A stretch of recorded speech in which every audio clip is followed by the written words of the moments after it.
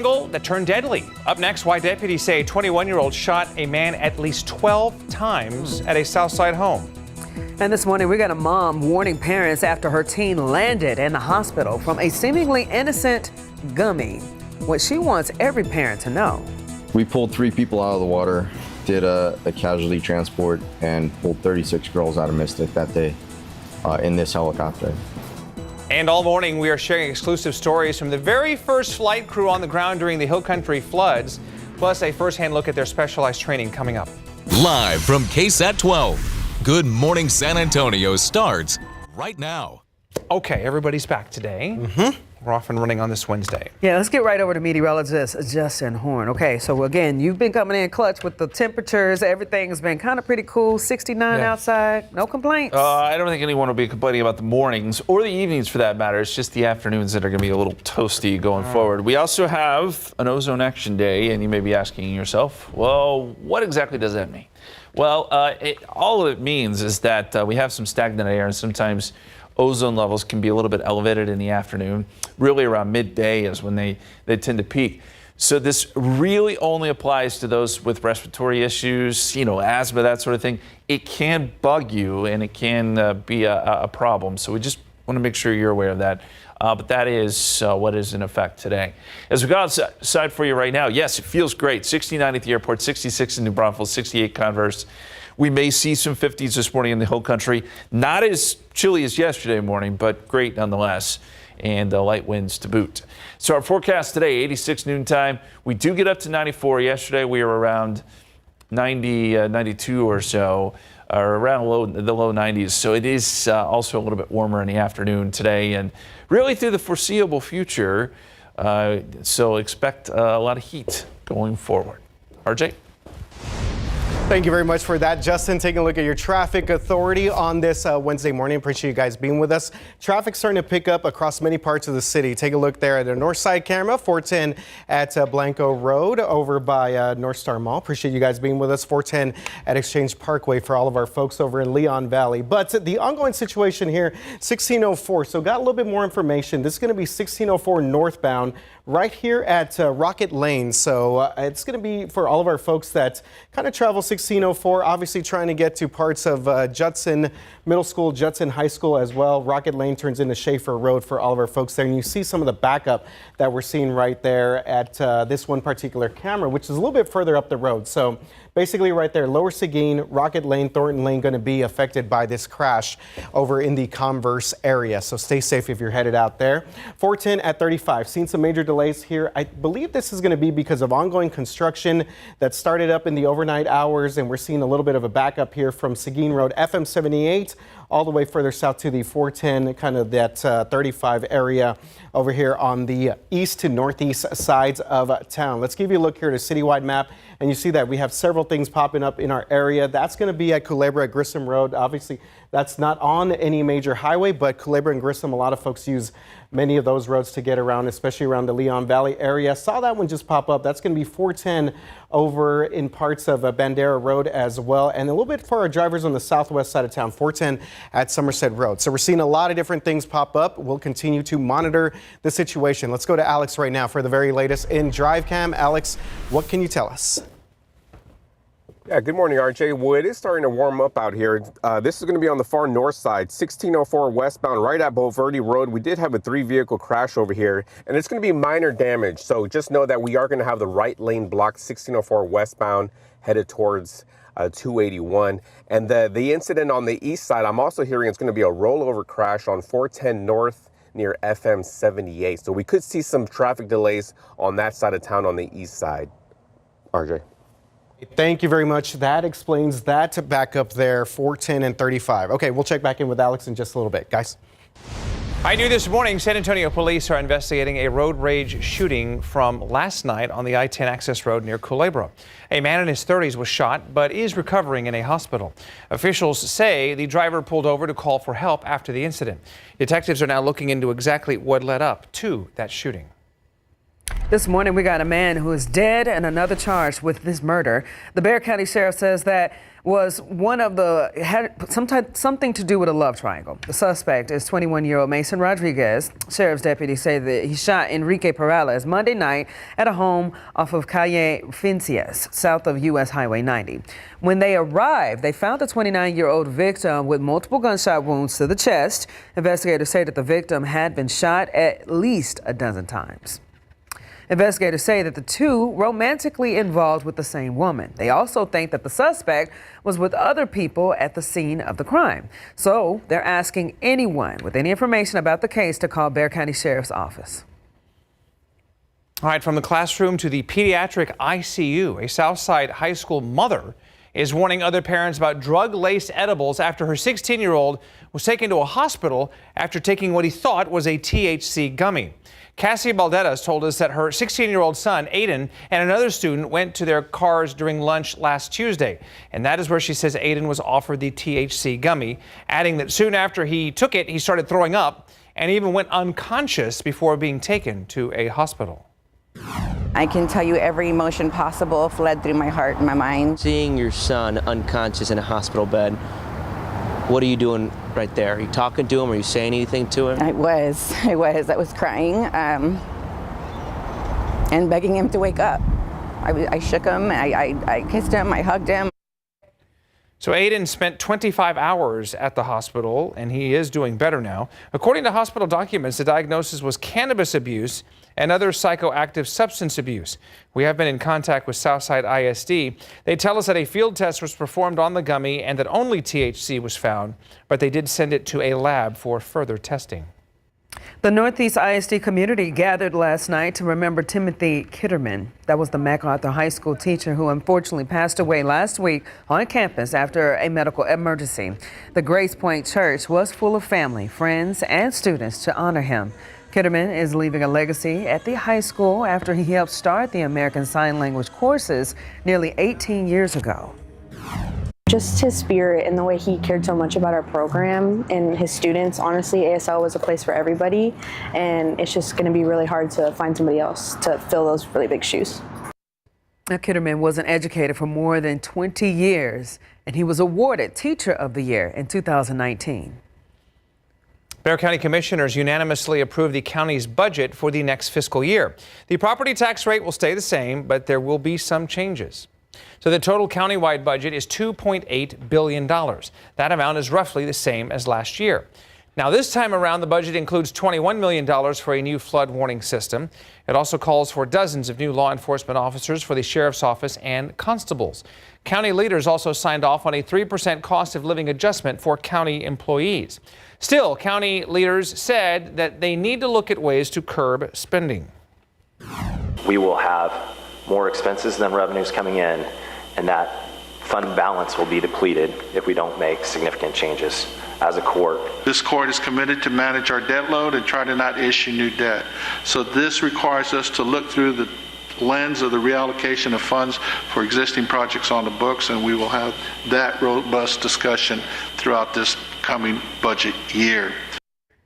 So in the midst of federal cuts to nonprofits, the county has set aside $1 million for countywide initiatives to address food insecurity and health care access. This morning, neighbors are still trying to process the idea that a suspected human smuggler was living among them. This right here, 26-year-old Diana Salazar, accused of operating a stash house in the middle of an East Side neighborhood. It's on Hayes Street, and that's near Walters. The Bexar County Sheriff's investigators say that they saw Salazar pick up several migrants from a truck and then near I-35 and Fisher Road, and then bring them to her home. Salazar was arrested Saturday night when investigators raided her home. Some neighbors say they had no idea. If she was doing it, she was very good at it, like, because she never stood out or whatever. I kind of had a feeling, because I've been watching. There's people were outside all night on the porch. Along with Salazar, deputies arrested 27-year-old Cassandra Cias, both women facing smuggling charges. They also took custody of 48-year-old Victorino Gonzalez Ramirez, who they say tried to run from them. San Antonio artist and Tejana artist Ram Herrera has revealed that he has stage 4 prostate cancer. The Grammy-nominated artist shared the news in a Facebook video. Herrera described his diagnosis as, quote, scary but treatable. He went on to say that he will not need chemotherapy but will be undergoing radiation. Herrera urged men over the age of 40 to get screened, and he thanked fans for their support. And our best wishes to Ram Herrera. Straight out of Victoria courts, y'all. Here's a look this morning at some of your headlines. The FAA is warning airlines again about the risk of lithium batteries on board planes. In a new safety alert, the FAA said the batteries could malfunction and start a fire. Taking a look at some of that video there. Lithium batteries can be found in things like cell phones, laptops, e-cigarettes, and hearing aids as well. The agency says that it has tracked 50 verified battery-related incidents through August. The safety alert is encouraging airlines to consider those hazards with lithium batteries stowed in areas like overhead bins or carry-on bags. And this morning, new whistleblower claims are raising questions about Meta, the parent company of some of our favorites, Facebook and Instagram. 2 former employees testified before a Senate committee saying that kids are being exploited on the company's virtual reality platforms. They accuse Meta of ignoring research and downplaying risks to protect profits. Meta is firing back, though, calling the allegations nonsense.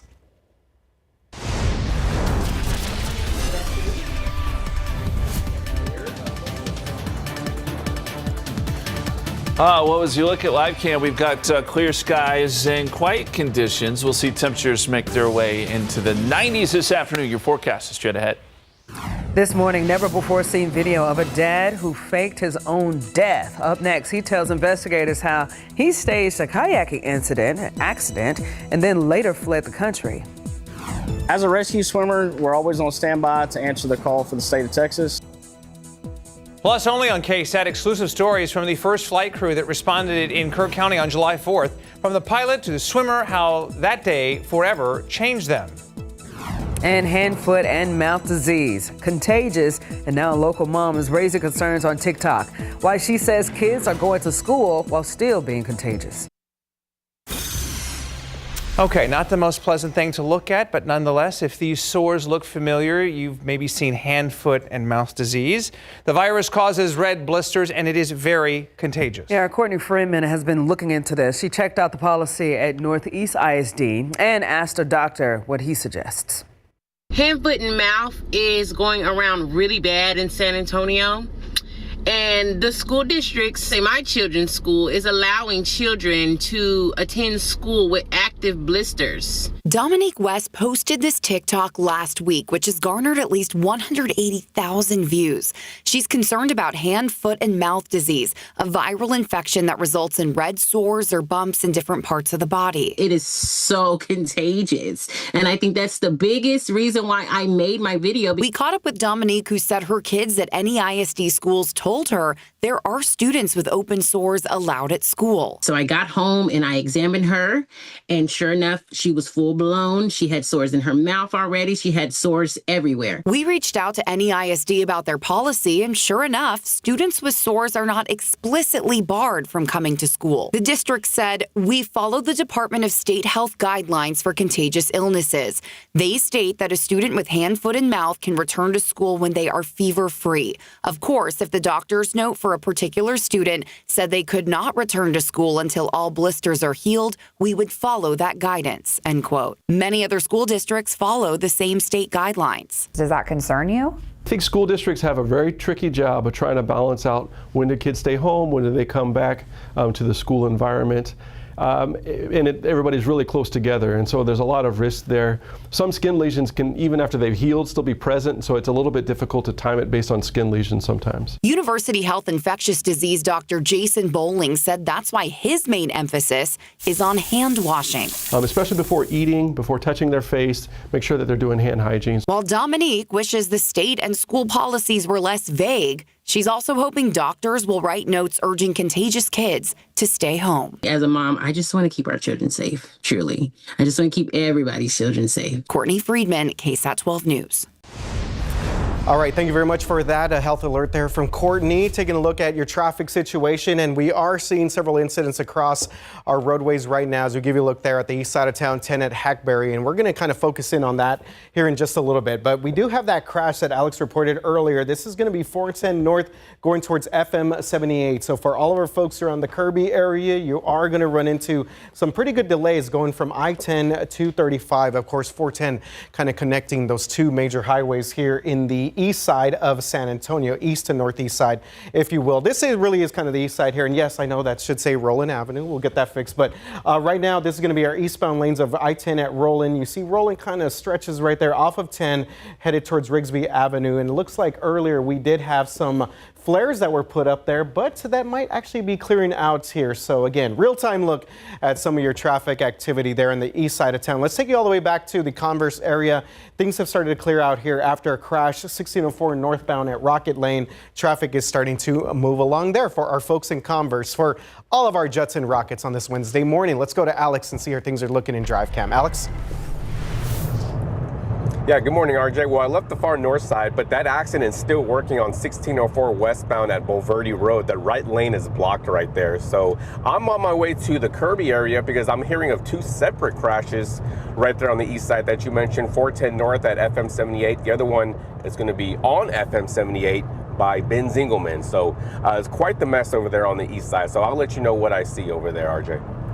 All right, thank you very much for that update, Alex. So a little bit of a mess there, east to northeast sides, but cooler temperatures, Justin. Things not looking bad outside. No, it feels great. You can roll down the windows and enjoy the fresh air this morning. Hey, I want to show you a really cool video from Lonnie sent this in yesterday. This was near the San Antonio International Airport. That is a giant, well, I call them dirt devils. He says whirlwind, whatever you want to call it. They're always interesting to see. You know, grow up in West Texas, you see them all the time. But, you know, the question is, how does something like that form? Well, it's very different from a tornado or anything like that. But the sun heats up the surface, warm air rises, areas of low pressure form right on the ground there.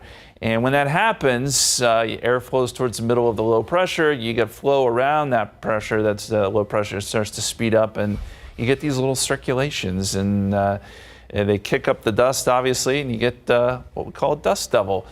The continued heating helps, and the circulation sustains itself, and it picks up dirt and debris, and you can often see them. So anyway, that was what we were seeing yesterday at the airport. Great video. Thank you very much for sending that in. Let's take a look at the air quality across the area. These are looking at our sensors, and we don't have any air quality issues for right now. Now, I did mention earlier that it is an ozone action day, meaning ozone levels may kick up this afternoon. If they do, we'll certainly let you know, but it could affect those with respiratory illnesses. Let's get you out to the bus stop this morning. Temperatures, as we showed you, are in the upper 60s right now, and we'll end up in the low 90s, sunny and hot this afternoon. So pretty good weather, although after school practices will be a little bit warm, and that will be the case all week and into the weekend too. Highs in the mid-90s. Thursday, Friday night, Saturday night football will be warm. Mornings not so bad. 70s for the most part. And yes, we should be on the downswing when it comes to average temperatures, but really we have not been. We peaked in August. Now that we're in September, you would expect temperatures to really start to fall, or average falls at least, because we start to see some fronts. But we don't have any in the forecast. And in fact, it is going to be a hot stretch here with mid-90s all the way into next week, as we showed you. And it is rain-free. There is nothing to speak of rain-wise, just some more dust devils, I suppose. All right, our question this morning has to do with the fact that it is the peak of hurricane season today. So what's the record for the number of active hurricanes at one time in the Atlantic? So simultaneously, what's the max number of hurricanes we've ever had in the Atlantic? Is it 3, 4, 5, or 6? Votes are split between 4 and 6. You can vote, ksat.com/poll, scan the QR code. That answer comes your way in 30 minutes. Thank you, sir. All right, 621, 69 degrees outside. New video showing a dad who faked his own death up next. He explains to detectives why he tried to make a routine fishing trip look deadly. In this morning's GMA First Look, never before released video of the Wisconsin dad who tried to fake his own death. I guess everything kind of hinged on me dying in the lake. ABC News obtaining new records in video, including a 3-hour interview with detectives after he turned himself in last December. Borgwart telling investigators he needed to flip over his kayak to make a routine summer fishing trip look like a deadly disaster. I had a lot of things on that kayak. It's not a super big kayak, and the waves were, I don't know, it was just like I was fumbling around a lot that night. The last thing I need now is to actually die. Borgwart's disappearance set off a frantic search and made national headlines. He'd eventually book a flight to Paris and end up in the country of Georgia. Countless times I said, why am I doing this? But I kept going. And coming up at 7 a.m., we'll have the latest on this disappearing dad. With your GMA First Look, I'm Janae Norman, ABC News, New York. 625 right now, 69 degrees outside. Throughout the day, we probably did about 200 evacuations. This morning, we're hearing from the very first flight crew on the ground during the Hill Country floods in July. Up next, our Patty Santos went to Austin to see their training and to talk to the crews about how that day affected them. Live from KSAT 12, Good Morning San Antonio starts right now. Happy hump day right now, 6:30 on your clocks. I agree. Yes. I got nothing. Right? I concur. That's fine. We'll go with that. Hey, it's okay. Well, we're going to get to our weather here in a second. Yep. But for right now, we are going to see. We are? Okay, here we go. We're getting it together now. Yes, here we go. That's my fault. I completely messed up the vibe here. It's okay. We're good. 7:16. That is our sunrise this morning. 7:45 is the sunset today. So total sunlight, daylight, 12 hours, 29 minutes. So we'll see that sunrise here in about 45 minutes or so. 69 degrees at the airport, 60 in Kerrville, 68 in Hondo. These numbers are very comfortable. Once again, it's a great morning to be outside, go for the morning run, or just drive to work. Whatever you got going on. Temperatures are in the 70s further south around to and out towards Carrizo Springs. Forecast for today is going to look a lot like yesterday. We'll warm up quickly. By noontime, we're at 86, and then for our high, we should be around 94. Sunny skies, fairly unremarkable weather to speak of. And air quality, this is the one thing we kind of been touching on this morning, is the fact that we do have an ozone action day in effect. But we've been watching the sensors, and so far, ozone has not been a problem. It may, though, as we get into the afternoon once we get some heating. So that is just another thing we'll be watching this afternoon, just like RJ, who's been watching the roads this morning. What are the issues we have? All right, Justin, taking a look at your traffic authority. Thank you very much, sir. Let's give you a look here. 410 Blanco Road, north side of town. No major issues for all of our folks over by the North Star Mall area. A little bit of backup there over at 410 Exchange Parkway for all of our folks headed out to Leon Valley. We appreciate you guys being with us. Headed over to Bandera Road. But we do have a couple different incidents I want to let you know about here. 410 northbound, basically connecting I-10 and 35 over by the BAMC area, Kirby area as well. Keep that in mind. Of course, we appreciate all of our folks over at Brooke Army Medical Center being with us, but we do have a couple different things to let you know about. We'll go to Alex in just a little bit because there is a crash there at Ben Zingelman Road in that one particular stretch, and that camera just went out, but there was an accident right here. This is going to be 1604 headed west. Look at that. 1604 headed west right there at Bulverde Road. Looks like traffic is starting to clear out for our drivers on the far north side. Traffic was backed up a little bit to O'Connor Road.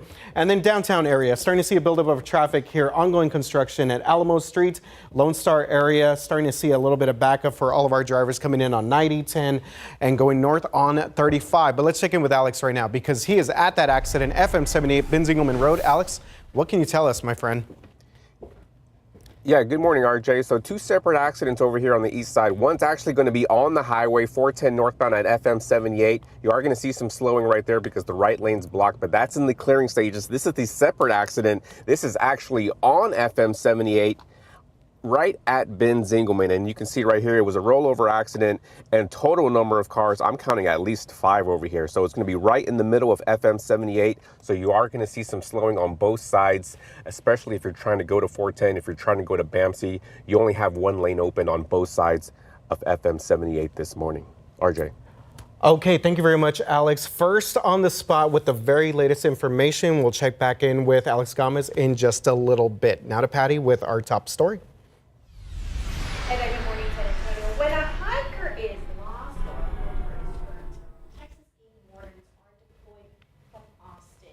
And this morning, the Texas Game Warden Aviation Unit is showing us how they train to respond to statewide natural disasters and rescue incidents. I was able to see some of the training that they do.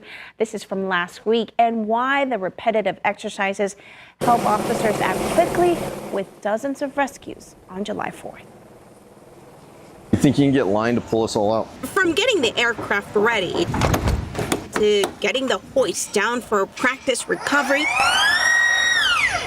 the Texas Parks and Wildlife Search and Rescue Swim Team showed us how they stay prepared. As a rescue swimmer, we're always on standby to answer the call for the state of Texas. Jacob Crumpton says getting on the team took him years because of the rigorous certification process. That's because once on the team, he's ready to face all kinds of situations. Natural disasters, vehicles get swept off the roadways. We're there to do hoist rescues on those kind of missions that are out in West Texas. If like hikers get lost or something, we're available for that kind of stuff too. Just weeks from finishing his certification, he faced his first real-world scenario. He's trying to stable right now, but the water is coming. Crumpton was among the first aviation rescue teams to land in Kerr County on July 4th. Throughout the day, we probably did about 200 evacuations. We had both of our helicopters running, and then we had the Army Blackhawks were also helping. And I believe there was about 5 of those helping that day. He remembers working a 17-hour day. He says the key was repetitive training in hoisting, rappelling, and communication coordination. Doing the rescues, it was like everything we've trained for leading up to that point. Thank goodness we do a lot of training, so when it came time to do that, we just rolled right into doing what we've been trained to do. Okay, so listen, the team has to practice and be certified every 90 days. And you can see all the full stories right now on KSAT.com. And they want to make sure they know that they were just one of the hundreds of people that were involved in these rescue efforts. All right, thank you so much, Patty. And of course, you can find more of those stories on our website at KSAT.com. We got a budget now adopted in one hill country city. One big question that still remains, though, since the July 4th floods, we've been following the city of Kerrville's discussion on possibly raising the property tax rate. Now, in a normal year, most taxing districts in Texas calculate their voter approval rate using a 3.5% revenue growth rate. But in the tax year immediately following a disaster, districts can calculate the voter approval rate with an 8% growth rate. That second option is what the city of Kerrville has been exploring over the last 2 months. City leaders say that if they choose that 8% rate, it could bring in nearly $337,000 additional dollars. For those involved in the discussion, there were mixed reactions. I think we're rushing. I think that we're rushing into this 8%. I respectfully ask that you do what needs to be done for us to continue the quality of life and maintain the services that we need for the city that we love. Raising property taxes of any kind may fill a budget line today, but it risks driving away the very families and businesses that keep Kerrville alive tomorrow. Now that the budget has been approved, we expect Kerrville city leaders to make a decision on the tax rate at its next meeting in 2 weeks. And there could also be an exemption for property owners affected by the flood. We have that information available right now, KSAT.com. A new report is shedding new light on the Wren Collective, which is a criminal justice group based out of Austin, and its close ties to the Bexar County District Attorney Joe Gonzalez. So in January of 2024, KSAT revealed that the group worked with Gonzalez, influencing cases and policies right after he took office. This new report, released by a Virginia-based nonprofit law enforcement group, shows that the Wren Collective has also been working with more than 40 prosecutors across the country, including 5 in Texas. It also revealed Gonzalez used 4 personal email accounts for official business and not his county account. We reached out to the Wren Collective and the DA's office for comment. Now, Jessica Brand from Wren said in part, quote, "It is strange that when there are major mental health challenges in law enforcement and a recruitment crisis, this organization wants to focus on Wren," end quote. As for Gonzalez, he declined to comment on this report.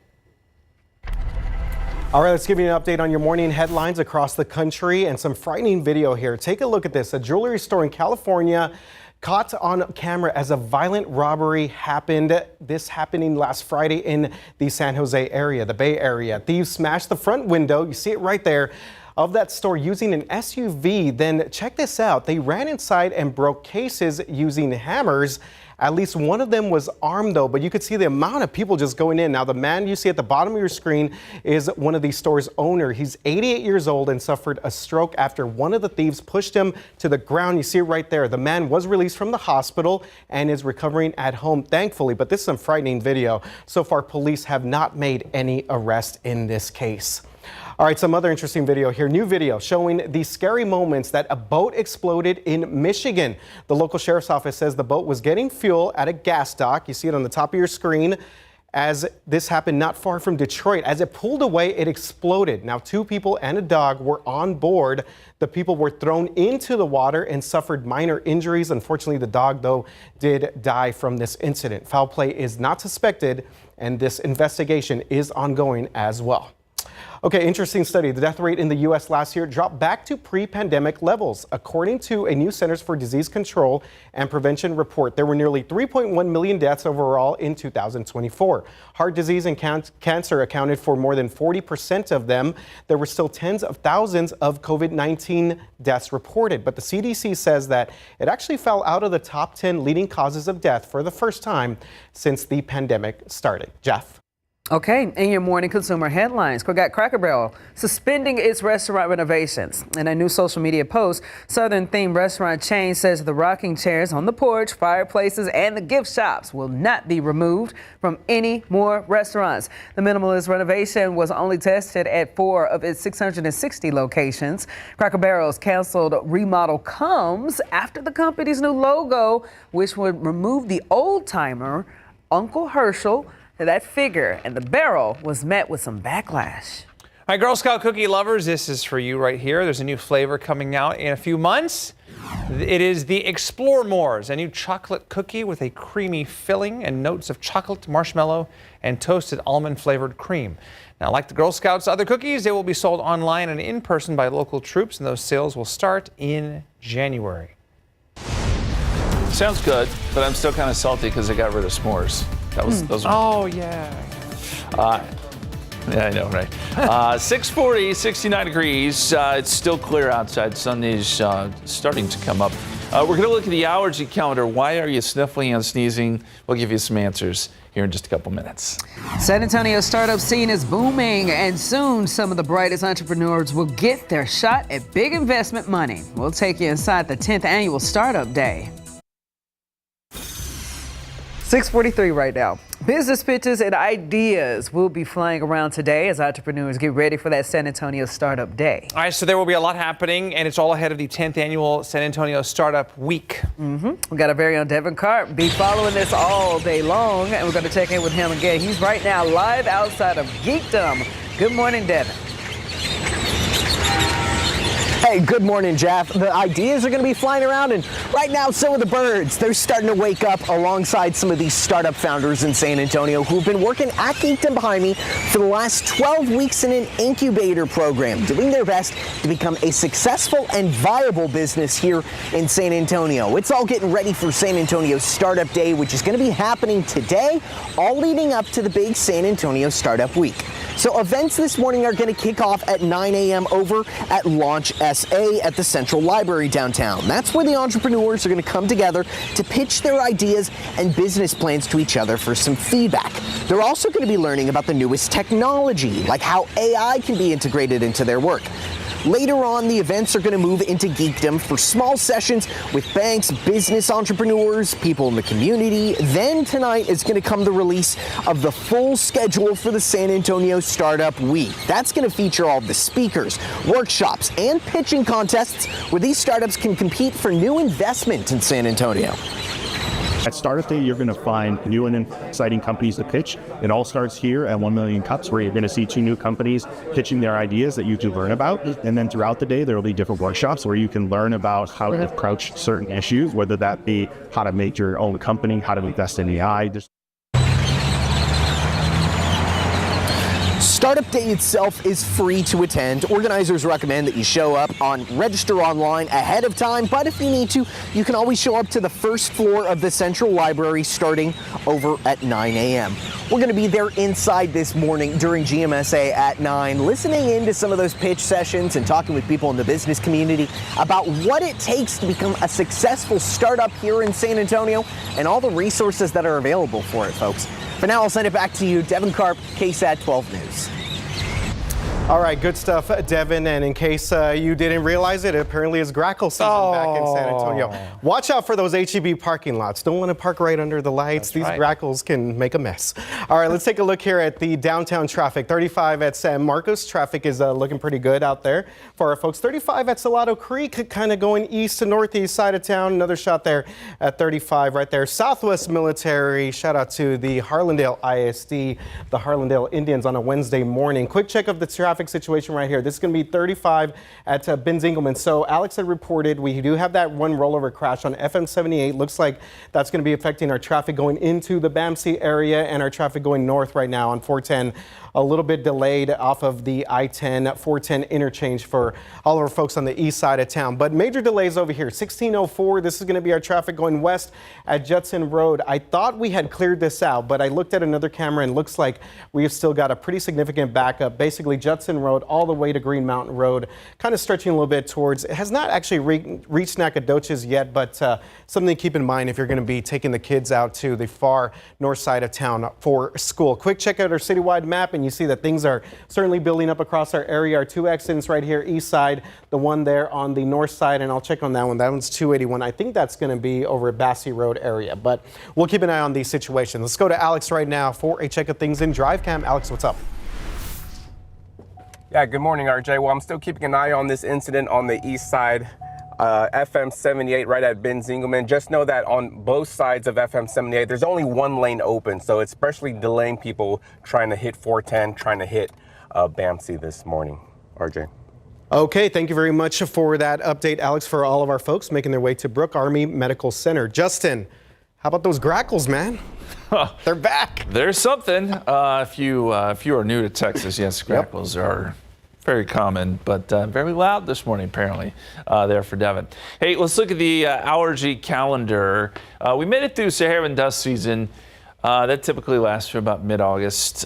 We didn't see a lot of it this year, so that was good. But now we are officially into ragweed and fall elm season. We're right in the midst of it, and right on cue, we've seen fall elm kind of kick up as of late. Still low. This is the ledge count, by the way. Fall elm is at 50, ragweed at 20. Molds, obviously that's a year-round thing, but molds are the biggest problem right now, high at 2,470. As we go outside for you, I saw on some of RJ's transguided cameras there, it was beautiful, beautiful sunrise. We're not looking in that direction here, but nice nonetheless. 69 degrees at the airport, 66 in New Braunfels, 68 Converse, 63 Bernie, 72 right now at Stinson. So some great numbers to start out with.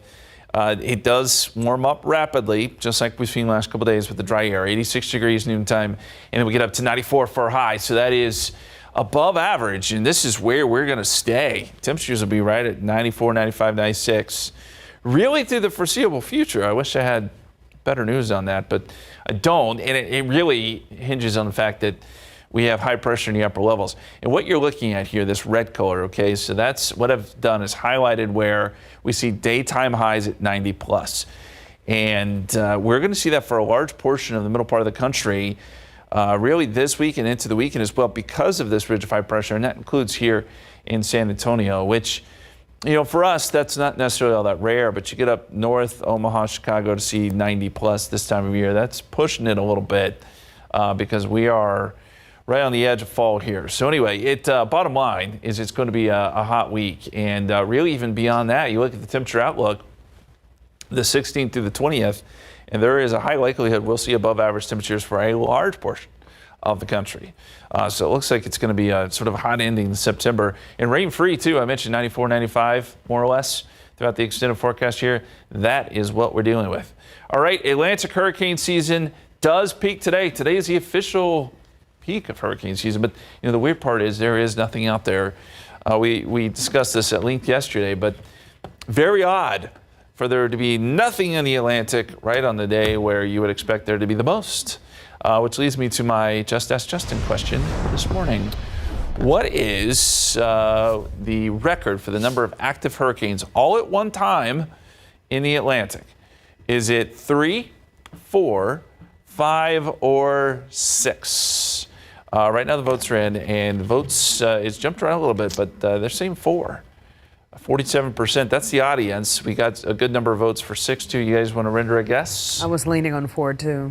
I remember thinking in recent, I don't know, in the last 3 to 5 years, there was one year where there were 4 in the Atlantic at one point. Okay, good guess, and you're right. Hey! It is 4. Really, if you look at history, if you're being technical, it's only happened once. It was in 1998, so there were 4 hurricanes at once. Georges, Ivan, Jean, and Carl. Now, what you're probably referencing is the fact that we've had 4 named storms out there, not necessarily hurricanes. Yes, that's it. But to have 4 full-blown hurricanes is not something you see all that often. So I would say the max is 4. That rarely happens, but it did back in 1998. Cool beans. Beautiful. All right, guys, coming up on GMSA Plus, we got some San Antonio kids going to get a visit from a very special kind of banana today. But first, he's stopping by KSAT Studios to teach us a thing or two about how science and sports collide.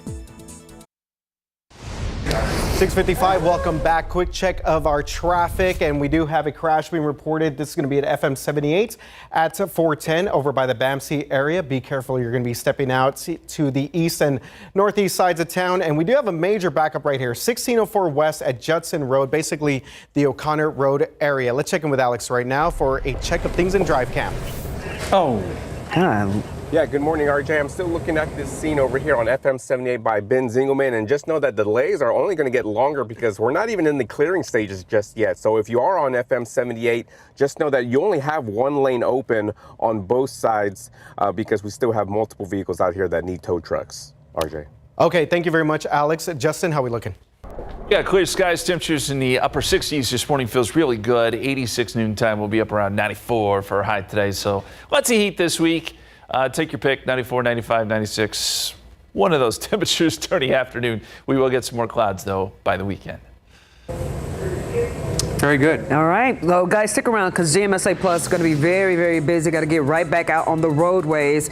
See what your commute is looking like because that looked pretty hairy. All right, and I'm actually going to head outside to play baseball for a good cause. We'll talk about it coming up on GMSA Plus.